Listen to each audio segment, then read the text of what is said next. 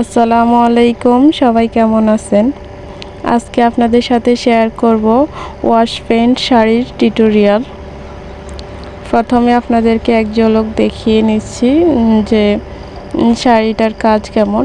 আর যে এক পাশে ফুল দেখতেছেন, শুধু এই ফুলগুলো পুরো আঁচলে এবং কুচির নিচের অংশে কাজটা হবে এরকম ফুল। আর পুরো শাড়িটা হচ্ছে ওয়াশের ভিতরে। এটা হচ্ছে হলুদ কালার এবং সেমি মসলিন শাড়ি। আর semi muslin sari hand paint করার জন্য বলতে পারেন একদম ভালো মানের একটি প্রোডাক্ট। এবং এই সেমি মসলিন শাড়ি কিন্তু অনেক জনপ্রিয় হ্যান্ড পেইন্ট করার ক্ষেত্রে। এটা ছিল আমার একটা কাস্টমাইজ ডিজাইনের শাড়ি। কাস্টমার যে অনুযায়ী আমাকে বলল সে অনুযায়ী আমি কাজটা করলাম। তাই ভাবলাম আপনাদের সাথেও ওয়াশের শাড়িটা শেয়ার করা যাক। আর এখানে আমি যে দাগটা দিয়ে রাখলাম এটা হচ্ছে আঁচলের দিকে এই পর্যন্ত মোট 78 ইঞ্চি এখানে দাগটা দিলাম। এরপর লম্বাতে বলতে যে পাশটা, এই পাশটা 16.5 ইঞ্চি, এই পাশও 16.5 ইঞ্চি, অপর পাশও 16.5 ইঞ্চি করে আমি দাগটা দিয়ে রাখলাম, কারণ যেন ওয়াশটা যেন এলোমেলো না হয় আর কি, তার জন্য এই দাগটা করে রাখলাম। নতুন আপুদের জন্য এটাই কিন্তু সুবিধা হবে। আর এখানে আপনারা চাইলে বড় যে ব্রাশগুলো হয় না, ওই বড় ব্রাশগুলো আপনারা ব্যবহার করতে পারবেন, কিন্তু আমার কাছে ছিল না, তাই আমি এই ছোট একটা কাপড়ের টুকরা আর কি আমি ব্যবহার করলাম। তবে এটা দিয়ে আমি মনে করি অনেক ভালো, খুব তাড়াতাড়ি শাড়িটা ভিজিয়ে নেওয়া যায় এবং খুবই সহজ এই কাজটা। সেই দাগ অনুযায়ী আমি শাড়িটাকে ভিজিয়ে নেব। আঁচলের দিকটা বলতে আমি পুরো শাড়িটাই আমি ভিজিয়ে নেব এইভাবে। এরপর ওয়াশের কাজটা আমি শুরু করব।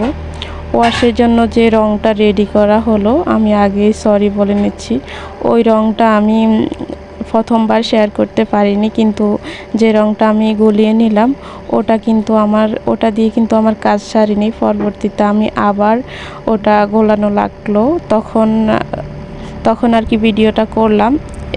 এটা শেষ হলে পরে ওই টিউটোরিয়ালটা দিব, কিন্তু আমার কাছে বড় ব্রাশ ছিল না, তাই আমি চেষ্টা করলাম এই দুইটা ব্রাশ দিয়ে, কিন্তু এই দুইটা ব্রাশ দিয়ে আমার কোনোভাবেই কাজ হচ্ছে না।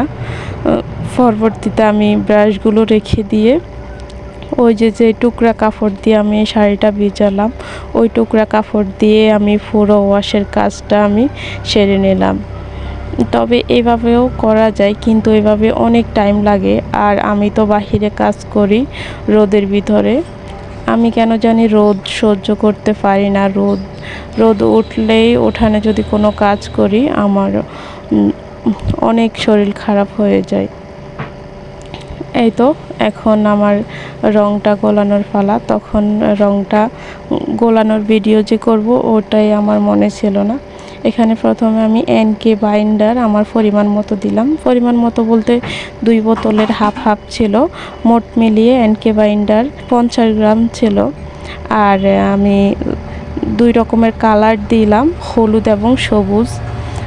যে অনুযায়ী মানে আমার কালারটা চাচ্ছি সে অনুযায়ী দিলাম, তেমন বেশি কালার দেওয়া লাগে না ওয়াশের ক্ষেত্রে, অল্প একটু কালার দিলেই যথেষ্ট, শুধু কালারটা আসলে হয়। আর এটা কোনো ভয়ের কারণ নেই যে পানি দিয়ে আগে শাড়িটা ভিজালাম।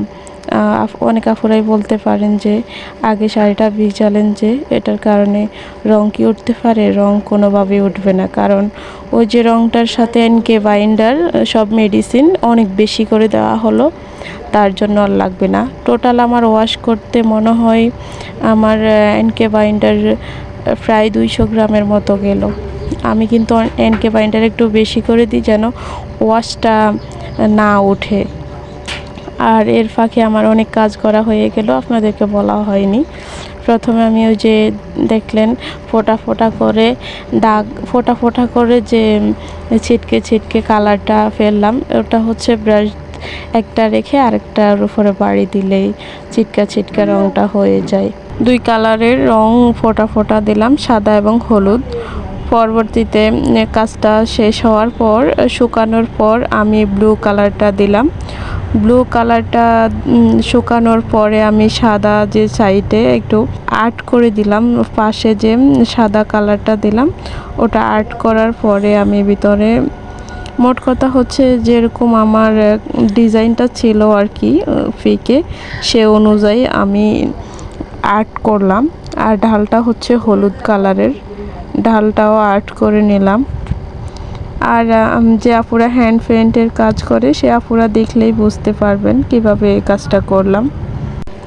আপু আমাকে যে ফিকটা দিল ওই ফিকও সেম এরকম ডালটা দেওয়া ছিল, হলুদ কালারের ডালটা। আর সবুজ পাতা ছিল, পাতাটা কিন্তু তেমন একটা ধরা যায় না, মানে দেখা যায় না।